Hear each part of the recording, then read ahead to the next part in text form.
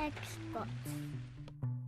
Hey, what's up? This is Ricardo, and in this video I'll show you how to remove the web camera from a Dell Inspiron 3157. If you're looking for parts for this laptop, go to our website and use this coupon for a 5% off discount.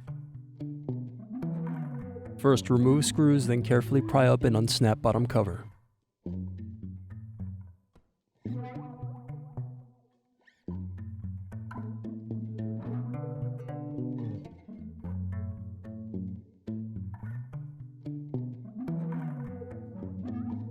Then remove screws, then unplug and loosen hard drive cable. Now remove battery. Now unplug wireless antenna cables. Next, unscrew and remove LCD cable bracket. Now unplug display and LCD cables.